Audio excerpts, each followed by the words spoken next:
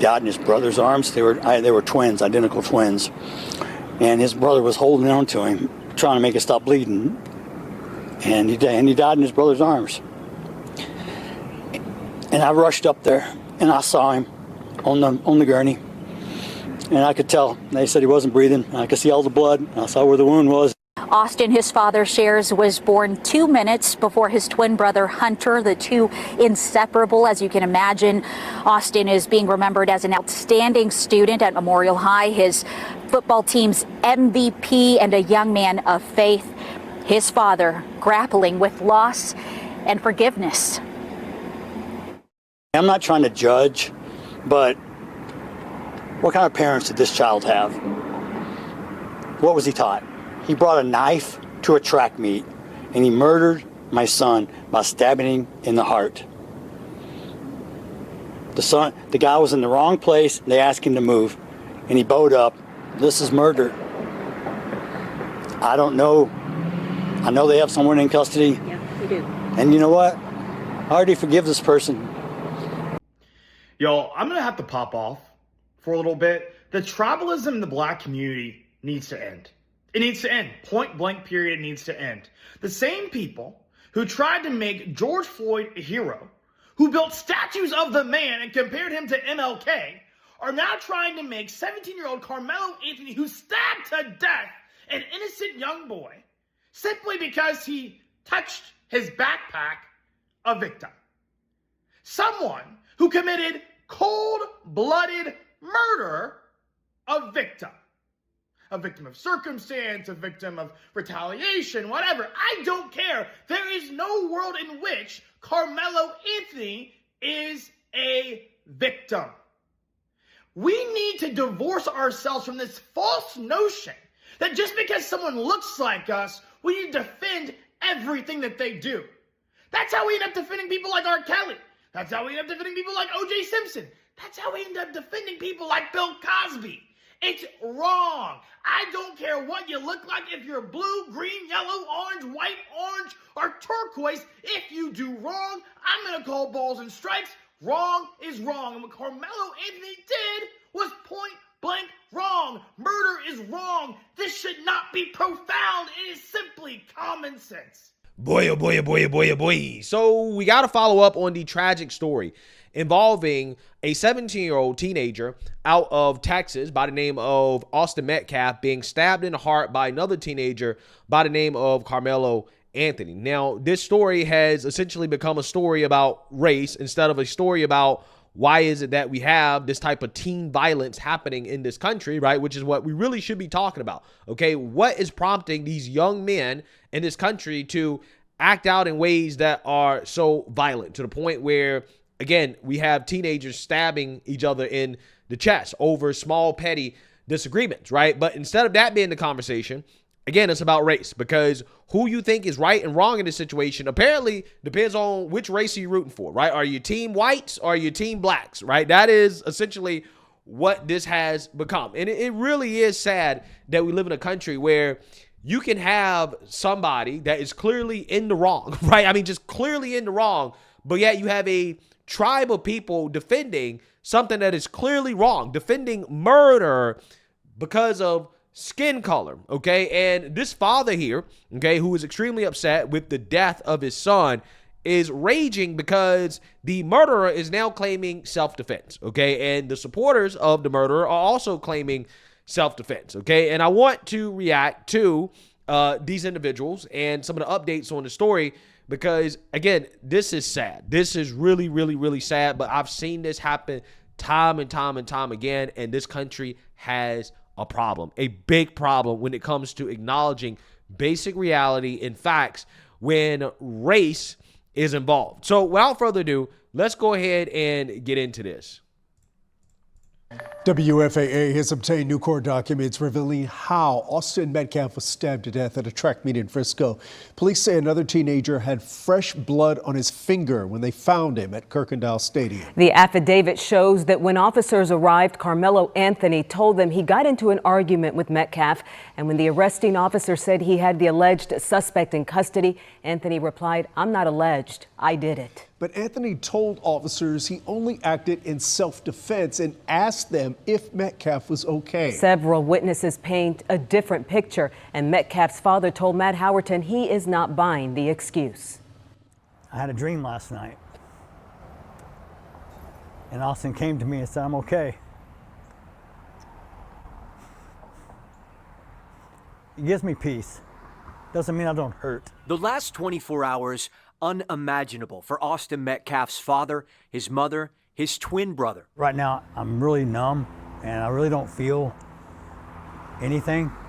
I just have to function. Metcalf, just 17 when he arrived at Frisco ISD's district track meet Wednesday. His final breaths taken before 11 a.m., police say, after being stabbed to death by a fellow Frisco ISD student, 17-year-old Karmelo Anthony, now charged with first-degree murder. My world's a little shattered.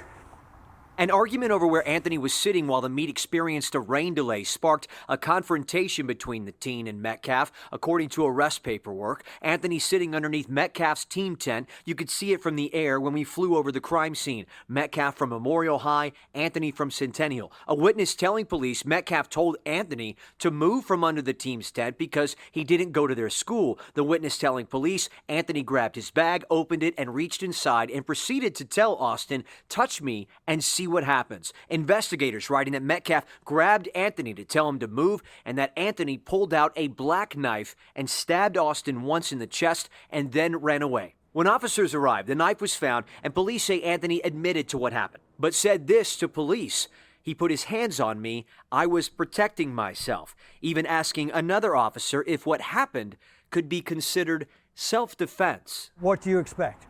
If you're caught, the best thing you're gonna do is try to lie your way out of it. Metcalf's father telling me self-defense is not a reasonable excuse. The truth will come out. There were too many people that were there that saw what happened. My own son told me. In Frisco, I'm Matt Howerton. Yeah, so I feel for the father. Okay, I feel for the twin brother. I feel for the family because I don't think they have any idea what they're going to have to deal with when it comes to the mob, okay? Because the mob, they are hell-bent on defending a murderer simply because of his skin color. And this is why you have GoFundMes that are raising thousands of dollars for his defense, okay? These things are kind of popping up all over the place. I'm not sure if GoFundMe, if they're shutting these things down, but they're popping up all over the place with all types of propaganda to make it seem like, hey, this is self-defense. Karmelo was just being bullied. Okay, this is what they're saying, right? These are the claims that are being made, okay? And again, this type of propaganda is like Soviet level stuff. I've seen these stories happen time and time and time again where these people will quite literally make up reality. They will make up reality to defend people based off race. And again, it's just one of the most fascinating things that I've ever witnessed. So, of course, where's the video footage? Where is the video footage? Of course, that's the question that it's on everybody's mind because we want to know in today's age, everybody pulls out a phone so quick.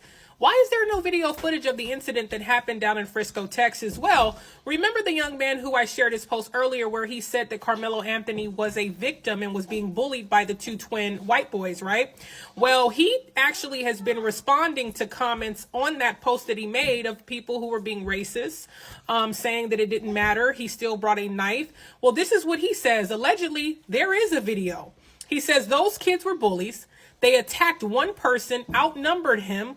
What was he supposed to do? Oh, but I forgot. It's only self-defense when it's convenient for you. It's called stand your ground. He said, there is a video. You'll see it in court. Just wait. Stop letting race-baiting headlines cloud the truth. This isn't about color. It's about right and wrong. These kids were bullies. They attacked and outnumbered him, which is really interesting because now we know, wow, there is video footage. And he's standing 10 toes down that this video footage is going to exonerate Karmelo Anthony. So I really wanted to come on here and talk about the Karmelo Anthony situation, bro. So this is what I'm hearing from my point of view. And if I got a mistake, go ahead and correct me in the comments. I'm not tripping. So a black male was sitting under a tent in the opposing team side. Two people came and confront this black dude and tells him, hey, you need to move. You're not supposed to be on this side. Bro didn't move. He stayed there for whatever reason. I don't really know. These two kids decides to punch him, break his phone, and beat him up. The black male proceeds to take a weapon out of his backpack and use it for whatever reason. Keep in mind, I did say two people came up to this one individual. Two. So now let me get to my standpoint of what I see. This really hurts me to say this, bro, like dead ass serious, bro. As a black community, we have to do better, bro. I'm seeing freaking people of my skin like reposting bullshit, bro. Wait till the full story come out and then fucking repost it. I'm seeing people say, why does he got a knife at a track meet? What? Bro, this dude is black. Y'all don't know what we go through, bro. This dude could be living in the ghetto, bro. Real shit. In a world where George Zimmerman walked free for going out of his way to kill an unarmed innocent black teen for walking in a neighborhood, when Curtis Reeves walked free for shooting someone because they threw popcorn on him during an argument, when Daniel Perry walked free for going out of his way to kill an unarmed homeless man, when Kyle Rittenhouse walked free for going out of his way to cross state lines to shoot protesters, I refuse to have sympathy for a white kid who started a fight that he couldn't finish. Keep your hands to yourself. This is an unfortunate case of self-defense, and I give my condolences to all parties. It's weird that y'all are using this tragedy to be racist, completely tarnishing the fact that a kid lost his life. To the point where Austin Metcalf's own father had to come out and say that y'all need to stop making this a race issue. So I refuse to believe that this boy just acted off of emotions or whatever. So when you read it and you hear the stories, he's over there, the twin and the twin's friends are telling him to leave the area. Not only just telling him to leave the area, they say over a dispute over a seat. It was way more than a dispute over a seat.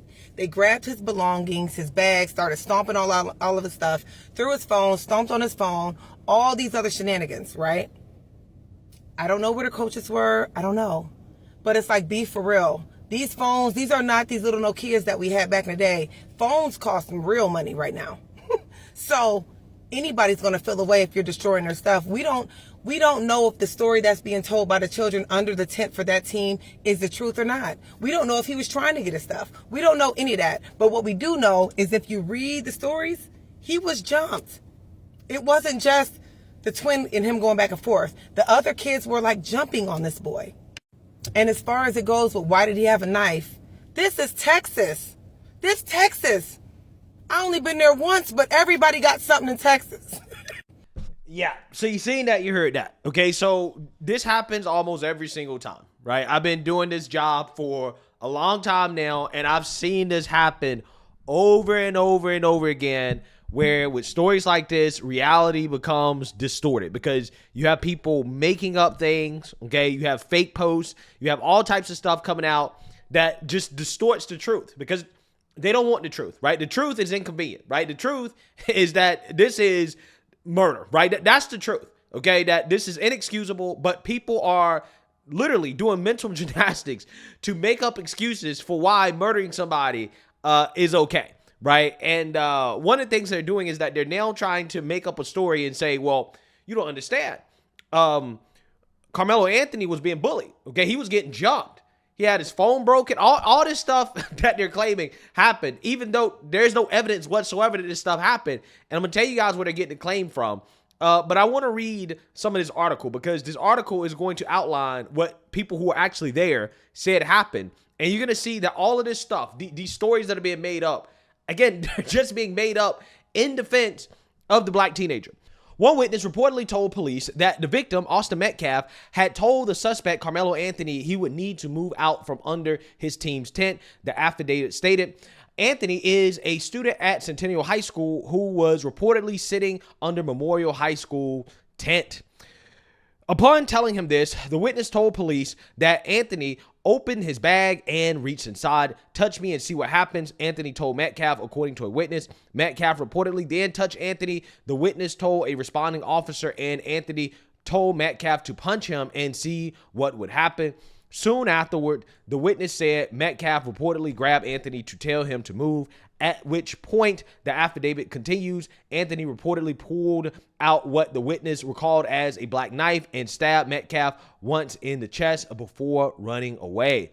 Metcalf reportedly started grabbing his chest and telling people to get help, the witness told police.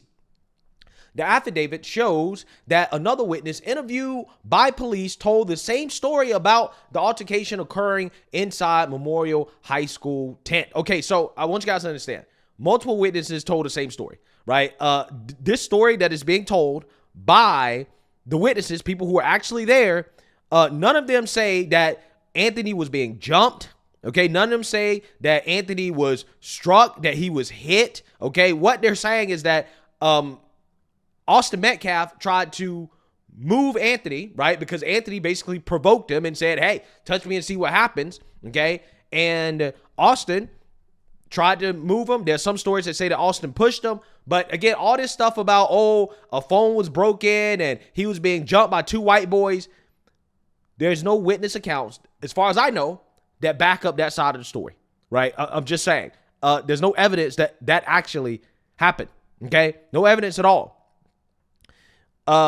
So you have a relative, an alleged relative, Kevin Haynes, wrote that Anthony, quote, defended himself against violent aggressors. He called the victim and his twin brother bullies, said they tried to jump him, and claimed that they tried to take Anthony's belongings, broke his phone, and stomped on it. Now, this comes from a Facebook post that is going viral because, again, this is where a lot of the misinformation comes from. Random people on Facebook start saying a whole bunch of stuff, and then people take it as gospel, even though there's no evidence of this being what happened. Okay, so yeah, they're making up all types of stuff that, again, does not align with the information that we know, right? The verified information that we know. Okay, and this is clearly not a case of self-defense. And all these people out here talking about, oh, Trayvon Martin and George Zimmerman and all these other people bringing up all this other stuff, they don't understand that fundamentally, again, these are different cases, okay? They're trying to make comparisons that are not relevant, right? In this case, stand your ground does not apply when you're talking about a physical altercation that does not involve weapons, okay, or lethal weapons, and then all of a sudden is being escalated to a lethal situation unnecessarily. This is not self-defense. Something like this that just evolved and snowballed, that's what it seems like to me, snowballed over something that may have just been some high school students getting into some type of disagreement.